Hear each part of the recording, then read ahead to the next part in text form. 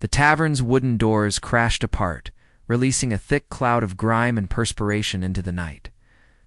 Weathered men clutched their tankards against timber posts, their rough chuckles mixing with the splash of liquor filling chipped vessels. Beyond the hazy veil of pipe smoke and flickering oil lamps, she appeared a fierce creature hauled into the room's heart. They named her Tessa. Perhaps 22 summers had passed over her head. Coarse hemp bound her wrists behind her, yet she maintained her proud bearing. She donned a weathered cotton dress and scuffed boots, mud streaking her forearms, and her gaze blazed with tempest and flame. Old Hank McCord, corpulent and aged, climbed atop a wooden table and thrust a trembling digit toward her. His gut protruded, his complexion crimson from alcohol and arrogance. "This creature," he bellowed, his voice splitting the air, "cannot prepare meals or lower her gaze." Her words sliced deeper than steel. She defied me before my workers. Wishes to attempt breaking her spirit? Step forward. I'll part with her for little coin. She holds no value for any fellow who understands a woman's proper station. Wild laughter erupted throughout the establishment. Massive forge worker drained. His mug slammed it down hard and roared with mirth. A savage mare indeed. Who among us would dare mount such wildness? Tessa's breathing quickened, but she remained unmoved. Her stare pierced Hank as her voice rang crystal clear. "You're the one incapable of teaching anyone, especially yourself." The statement cracked like a lash. Hank seethed, rage building. He lunged from his perch before anyone intervened and struck a brutal blow. Caught unprepared, Tessa crashed to the floor. Dust swirled around her like mocking phantoms. Blood bloomed on her lower lip. Still, no tears fell. She planted one palm against the splintered planks and rose, wiping dirt and crimson from her mouth with her sleeve. The crowd hushed not from reverence, but anticipation from a darkened alcove emerged Bo Dillon. Towering and broad-shouldered, he bore a makeshift splint around his right leg. A hand-carved walking stick leaned beside the bench at his feet. When he stood, the atmosphere shifted. Men straightened. Whiskey glasses froze mid-journey to lips. He moved with quiet authority, like granite settling into place, stopping close. Enough that they felt the intensity of his stare. "What's your price?" His voice carried low and measured. Every gaze turned toward Hank. The older man, breathless from his violence, stumbled backward. He sneered, wiping spittle from his chin. "You, a lame rancher dwelling alone in the backwoods, believe this untamed. Philly will cook your meals before boring you senseless." Bo's expression never wavered. He reached for a weathered leather pouch at his waist. The container opened with a sharp snap, then silver coins cascaded across the table, rolling past whiskey bottles and empty mugs until they settled before Hank's grimy fingers. "I seek no one simple to possess," he declared. "I want someone with fire burning within, time suspended." A man's chuckle died half-formed. For once, hostility held its peace. Bo knelt and severed the ropes binding Tessa's wrists. He assisted her to standing, steadying her with a firm grip on her elbow. They faced each other in the tavern's center. She offered no smile, showed no gratitude. But her eyes glowed with something resembling recognition, an ember sparking among ashes. He never asked her name. She never offered one. He simply guided her through the crowd, past tables of still murmuring patrons. None spoke. Some scowled, others watched uncertainly as they emerged into the crisp night air. Tessa lifted her chin higher, wind catching loose strands of her ebony hair.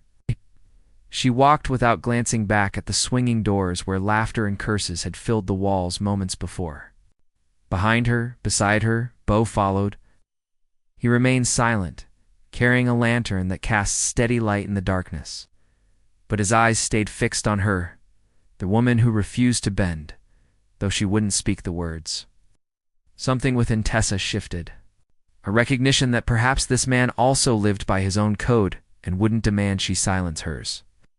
So she stepped into the night beside a stranger who had witnessed her storm and offered something neither training nor exert choice. The wagon rolled through the final curve of the dusty path as twilight wrapped its quiet over the plains.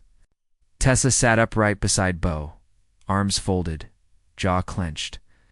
Though freed from rope, the burden of shame still clung to her like dust on her boots. She hadn't uttered a word since departing Red Hollow, nor inquired about their destination. Bo's homestead rested at a shallow ridge's edgy, a humble expanse bordered by corral rails and a weathered barn sagging at one corner. His dwelling was plain, 2 rooms and a loft, mended with care but lacking unnecessary luxuries. He halted the wagon, descended slowly with his cane's aid, then turned to offer assistance. She ignored his gesture, leaped down independently, and followed him wordlessly toward the house. Inside carried scents of cedar smoke and aged leather. He indicated the loft with a point. Wooden rungs led to a low ceiling space above the main room. Beds prepared, clean towel beside the wash basin, he said gruffly. Without waiting for thanks, he turned and departed, leaving her with only wind, sounds, and her own breath. That evening, Tessa shed no tears. She lay upon the firm mattress, staring at ceiling beams, listening to horses shuffling in the barn.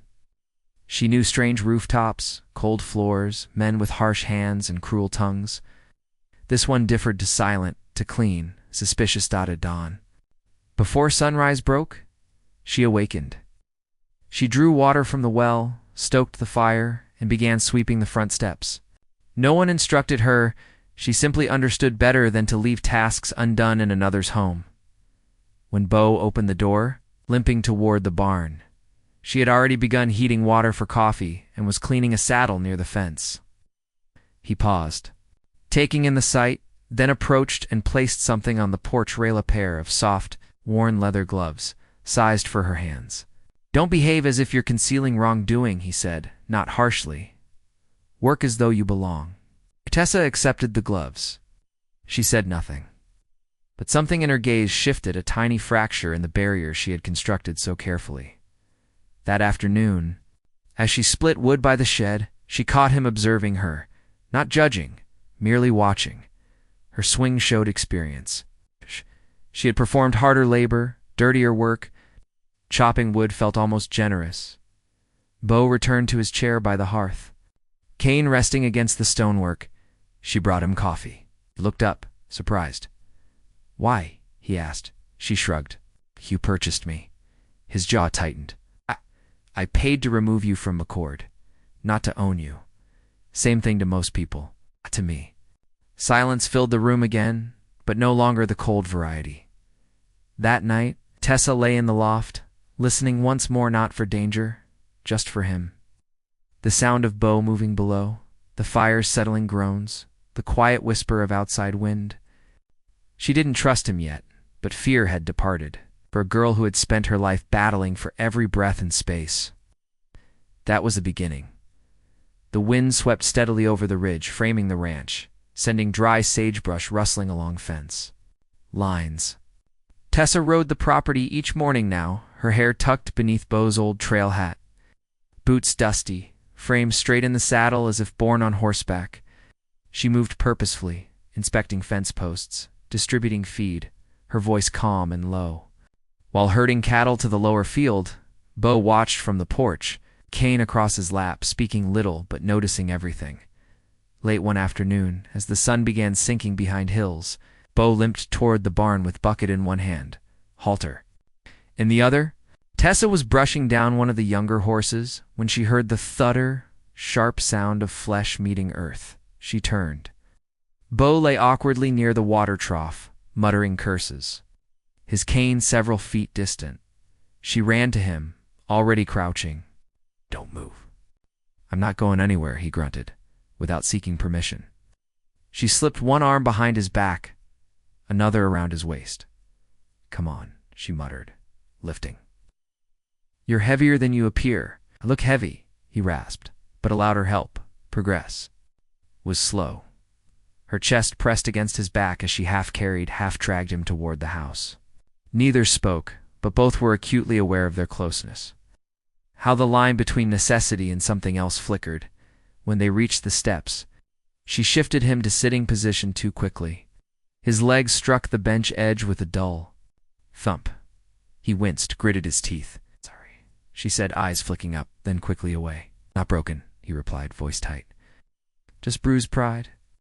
She turned and walked into the house, not waiting for more.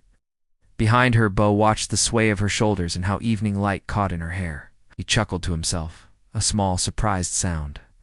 The word beautiful had never once come to mind about Tessa until now. The next morning, she found a note beside her plate. Tessa, feed bins low. Check north fence, her name. Not girl, not you, just Tessa. She touched the paper once with her fingers before tucking it into her apron. That night, after chores were finished and the lantern glowed low, she sat across from Beau by the fire. He poured her a tin cup of coffee, neither speaking for a while. Then, quietly, as if measuring each word, she said, My parents died when I was 8. I witnessed it. Beau looked at her, said nothing. They were settlers, she continued. Too proud, too trusting. One night, men came, claimed they needed water. My father allowed them entry. Her voice didn't break steady, hard-earned. I watched from beneath the floorboards. They burned the house, took what they wanted. I was discovered days later by a stable hand from another ranch. Thought I was. A boy initially. Didn't matter. They put me to work hard labor, blood work, the kind that makes you forget your own name. The fire snapped. She looked up. Eyes were dry, fierce. I stopped crying that year. Decided if no one would protect me, I'd have to become the kind of girl no one could break. Beau's eyes met hers deep, still but not cold. He offered no comfort, showed no pity. Instead, he simply nodded. For Tessa, that was more than enough. The last traces of winter clung to northern hills, but ground near the porch had begun softening. A hush hung in the morning air, filled with thawed earth scent and wood smoke. Tessa knelt beneath the front. Steps, sleeves rolled up, fingers digging into cold soil. She moved with quiet reverence, planting small roots and seeds with the care of someone rebuilding something invisible. Beau came around the corner with a hay bale over one shoulder. He paused mid-step when he saw her. You planting potatoes down there? He asked, voice light with surprise. Tessa glanced up, hair falling from its tie, dirt smudged across her cheek. Nope, she said, just a few flowers. Forget-me-nots, lavender, daisies, if they take. Beau raised a brow. I figured you only grew things that filled stomachs. Tessa smiled, small but real. Flowers grow on stone if they get enough water. I don't. Need much? Just a patch of dirt that isn't trying to spit me out? Beau stood still, watching her. There was something in her voice, not bitterness, not hope exactly, something quiet and persistent like the flowers themselves. My mother, Tessa continued, brushing dirt from her palms, loved planting. Said every flower is a letter from the earth. After she died and I got taken, I never had ground of my own again, never stayed long enough to grow anything, she pressed, her hands against her knees and stood. Until now, I guess. Beau said nothing. He gave a slow nod, then turned back toward the house. Later that evening, when Tessa came in from watering the garden, she found a small bundle wrapped in linen napkin placed at the table's center. She opened it carefully. Inside was an old paper. Envelope faded and yellowed with time. The writing had blurred, but the word seeds remained legible. She looked up as Beau walked in, setting his hat on the hook. These yours? She asked. They were my mother's, he said simply. She saved seeds every spring, said one day she'd plant them when the house was right. Tessa's fingers curled around the fragile packet. Why give them to me? Beau looked at her with that still, unreadable gaze she had come to know. Because maybe the house is finally right. Or maybe it just needed someone who knew what flowers were worth. She didn't reply, only pressed the bundle gently against her chest. That night neither spoke more of it, but something soft had settled. Between them, warmth not from the fire, a kind of wordless promise. In a place where nothing had grown before, something had begun to bloom. The wind came up from the south that morning, carrying sagebrush scent and dust's sharp Thames. Beau was chopping wood near the barn when he spotted the figure riding up the main path, a man in a gray suit, too fine for the hills. Black boots polished, face clean-shaven beneath a bowler hat, The man dismounted as if he owned the land and walked straight toward the porch, satchel in hand. Bo wiped his brow, set down the axe, and limped toward the house. "You Bo Dillon?" The man called. Bo nodded, grip tightening on his cane. "Who's asking?" The man flashed a smile that never reached his eyes. "Thomas Whitfield. I'm with First Land and Title Bank out of Cheyenne. Just here to verify some land holdings. Routine check." Tessa stepped onto the porch, drying her hands with a cloth. She stayed silent, watching. Whitfield continued, pulling out a folded document. "Our records show some inconsistencies in your deed. Might just be clerical, but I'll need to see the original." Owls! Bo's jaw worked. He knew the land was Heiss inherited, passed from his father, but he had never been one for papers or reading fine print. "I'll get it," he said slowly, turning toward the house. Tessa's voice came quiet but clear. "Hey, may I see what he brought?" First, Whitfield blinked. "It's just bank business, miss." Well, I can read," she replied. "And I've seen more than a few of those forms." She stepped down from the porch, took the offered paper, and unfolded it. Her brow furrowed as her eyes scanned the words. "You're not from First Land and Title. They don't use this letterhead anymore, switched 3 years ago. And this clause here, it's a forfeiture trigger. If Bo signs anything under this, he loses his land within 60 days unless he repays a loan he never took." Whitfield's face stiffened. "Now look here." "No," she interrupted, folding the paper. "Calmly you look. I've seen your type. You drift from one struggling ranch to the next, find folks who can't read and trick them into giving up everything. Not today." She handed the paper back, firm and steady. "You can write on, and I'd suggest you do it fast." Whitfield glared between them, then gathered his satchel with a scoff. "Fine. But when this place folds in, it will don't say no one tried to help." He turned on his heel and rode off, kicking up dust behind him. Bo watched him go, then looked. "At Tessa, how did you know all that?" "I used to work at a ranch that lost everything because of men like him," she said softly. "I was just a girl, but I never forgot the words they used." Bo nodded slowly. "You're sharper than most men in suits I've met." Tessa shrugged, wiping her hands on her apron. "Funny folks used to say I was too wild to teach, too mouthy to learn." He looked at her a long moment, something deep flickering behind his eyes, then quiet as the breeze. Then they were fools.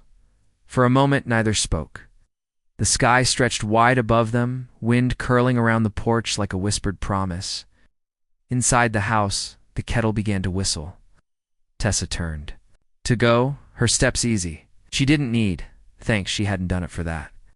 But Bo followed her in, and for the first time, poured 2 cups of coffee instead of 1. The lantern flickered low in the cabin kitchen, casting golden hues across the worn wooden table where 2 figures sat in evening's hush. Outside, the Wyoming. Wind sighed through grass and rattled old shutters. But inside it was warm, not just from the stove, but from the presence of 2 people who had slowly begun to lean toward something more than convenience. Tessa sat upright, sleeves rolled too, her elbows, face furrowed in concentration as she balanced the ranch ledger. Her hand moved steadily over the page, writing down feed costs, repairs, and purchases with surprising precision. A pencil was tucked behind her ear, and her hair, usually untamed, was tied back in a loose braid. Bo Dillon sat across from her, his long fingers tracing symbols burned into a leather-bound branding guide. His voice, low and steady, broke the quiet. "This one here," he said, pointing, "is Bar T, belonged to a ranch south of Casper. Gone now." Tessa leaned in, examining the mark. "Looks like a hammer and nail," he grunted. "A brand's a story. One of these has a past, some good, some full of ghosts." She glanced up. "And what does yours say?" He held her gaze a moment too long, then looked back down. "Mine," says Dillon. "Built by my father's hands, burned by mine, rebuilt slow." Oh, she didn't press further. Instead, she turned a page in the ledger. "You're 6 sacks short of grain for next month. You'll need to reorder." He looked at her, faintly amused. "You sound like a banker. Maybe in another life," she murmured. one where I had shoes that matched and someone read me bedtime stories. Expression shifted, softened. You're sharp with numbers. Not something most folks ever appreciated, she said dryly. I once told a man his cattle count was wrong, called me uppity and threw me out without pay. Then he was a fool. She blinked, surprised by the bluntness. Bo leaned forward, elbows on the table. I've had more help from you in 2 months than from 3 hired hands last year. You fix fences, break horses, keep this place from falling apart, and you do it without ever asking what's in it for you. She looked down, her fingers stilling over the ledger. I never ask because I never expect anything to last. I always thought if I learned enough, worked hard enough, someone might finally let me stay, but they never did. They always said I was too loud, too wild, too much. Bo's eyes locked on hers, serious and steady. You're not too much. You're just more than they could handle. A silence stretched between them, not awkward but weighty with meaning. Then he spoke again, quieter this time. Maybe people like you aren't meant to be kept. Maybe they're meant to be chosen. She looked up slowly, her expression unreadable. Chosen, he nodded once. By someone who sees all of you, not just the pieces they want. Her voice caught a little when she asked, Is that what you see? He held her gaze. I see someone who was, born for more than what the world gave her. A blush rose to her cheeks, and she looked away, unsure what to say. After a beat, he added with a small, tentative smile, Do you mind if I call you Tess? She turned back to him. It's shorter, he said, shrugging slightly. Softer, maybe. She laughed. Softly, a surprised, quiet sound. No one's ever shortened my name before. Usually they just shout it, he said, smiling. I ain't shouting. She paused, searching his face, then nodded. All right, Tess, it is. He tapped the ledger lightly. You missed a number on that last row. She rolled her eyes and leaned back over the book, the blush still faint on her cheeks. I did not. You did, he said, still grinning. They sat like that a while longer, the fire crackling, the prairie wind moaning in the distance. To people who had never been taught how to belong, slowly beginning to find a way. And as she corrected the line in the ledger, Bo sat quietly watching her, thinking that sometimes the strongest people were the ones who had learned to walk through fire and still found the strength to grow wildflowers from the ashes. The morning was gray, the kind of quiet that sits heavy before a storm. Dew clung to grass like tiny pearls, and the breeze was soft but restless.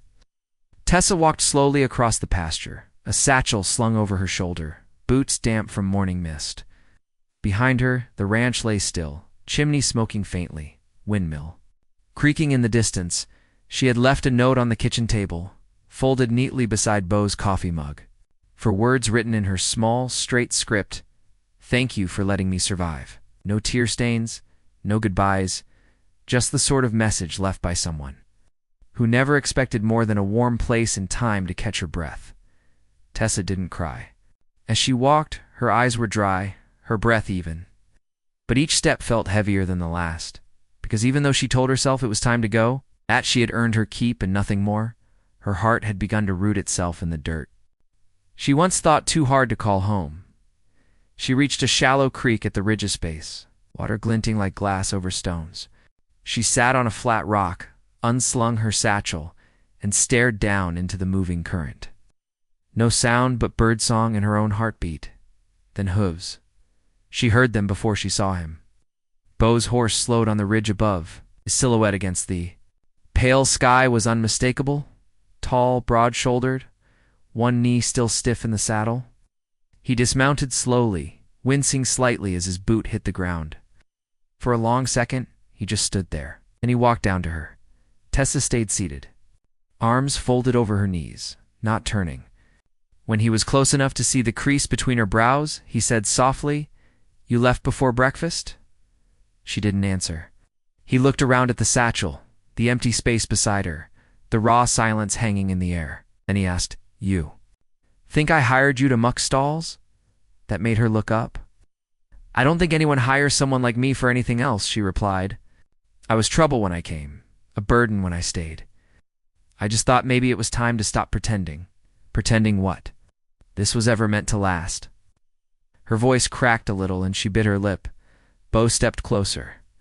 From his coat pocket, he pulled a faded cloth, worn but still folded neatly. Held it out. Tessa blinked. What's that? You left it behind the first day, he said. Found it under the stairs. Could have tossed it, but I kept it. Why? Because I figured someday, he said, voice low, steady, I'd need something to remind you that you belonged here. She stared at the cloth. It was her mother's handkerchief, stitched with tiny blue flowers. Something she had carried through every place, every beating, every hard morning. Something she thought lost. Her lips trembled. You kept it all this time. He nodded once. Because from the moment you walked in and stood your ground in that busted barn, I knew you weren't just passing through. You were the kind of woman you build a home around if you're lucky enough to deserve it.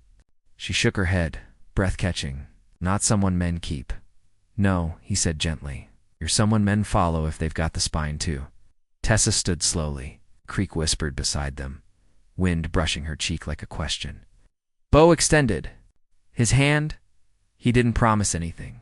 He didn't beg. He just offered calm and steady like he did with wild colts. With broken tools, with every hard thing that ever needed patience, Tessa looked down at his calloused fingers, then up into his face, and slowly, wordlessly, she placed her hand in his. Her fingers were rough. So were his, but together they fit. He squeezed once, not to hold, not to trap, just to say he was here. She did not cry, not yet. But in that moment, by the creek and the rocks and the sky turning gold above them, she knew she was no longer just surviving. Live summer rolled in with golden dust and humming bees, and Wildflower Ridge bloomed in full. The ranch was no longer a quiet, half-forgotten place tucked against the hills. It pulsed with life. Cattle grazed lazily across wide pastures. Fences stood tall and tight, and the garden behind the cabin overflowed with color. Lavender, forget-me-nots, and daisies swayed in the heat, their fragrance drifting on the wind. Tessa rode the fence. Lying each morning, her hat pulled low and braids swinging behind her, she barked commands, patched brakes, pulled calves from thorny traps, and by noon returned with dust on her boots and a spark in her eye. The boys in town started calling her Miss Tess, who rides like thunder, though not one of them could keep. Up with her in the saddle, she was no longer just helping Bioche, was running the ranch with him. They never made announcements, never needed to. But the way she walked beside him at the general store, hand brushing his, the way he passed her tools without asking, the way she handed him coffee every sunrise with the quiet smile of someone who had made peace with herself, it was all clear as glass. On one warm evening, with crickets chirping and the sun hanging low like a coin in the west, Bo saddled his horse and whistled for her. She met him outside the barn, curious. You planning on running off? Only if you're coming too. She arched a brow. Where we headed, you'll see. They rode side by side, hooves kicking up soft clouds of dirt.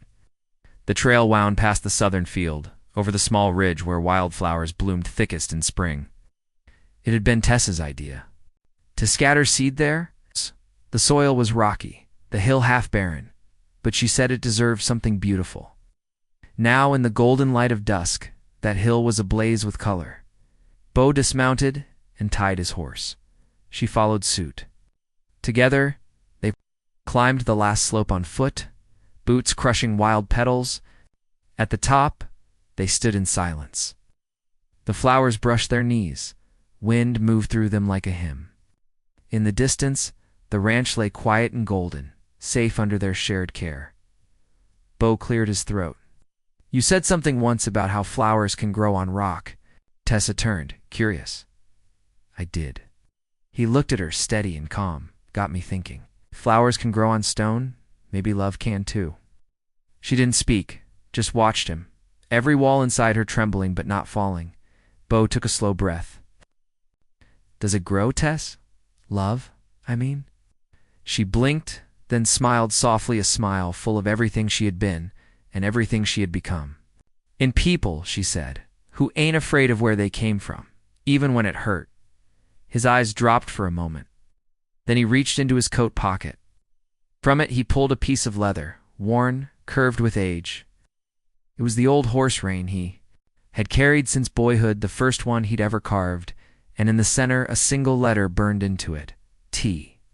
"I ain't got a ring," he said. "Never figured I'd need one." He stepped closer and held it out. Oh. "But this has followed me longer than any man or woman. Through war, through storms, it's the only thing I ever trusted to hold steady." Tessa stared at the strip of leather. Her throat tightened. "I want it to follow you now," Bo said, "if you'll let it." She didn't answer right away, just reached out, her calloused, sun-bred fingers brushing his. She took the leather, looped it gently around her wrist, then met his eyes. "You didn't try to tame me," she whispered. "No," he said.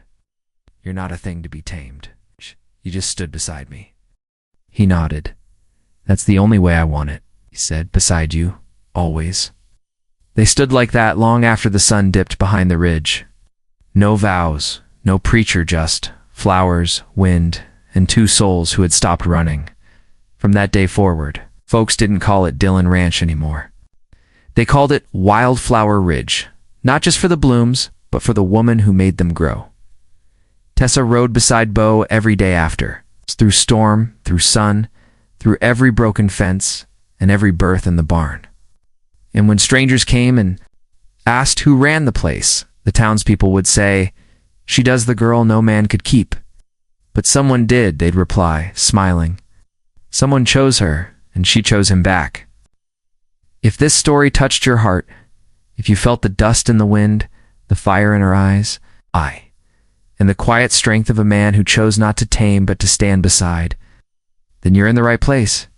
At Wild West Echoes, we bring you tales of love that rise from the hardest ground, stories where hearts heal, where strong women and silent men find something worth holding on to, and where even the wildest souls find home. So if you believe in that kind of love, the kind you fight for, the kind you ride beside, hit that subscribe button, like and share this story with someone who still believes in real, raw romance. And remember, out here in the West, love was never tame. Subscribe now to never miss a heartbeat from Wild West Echoes.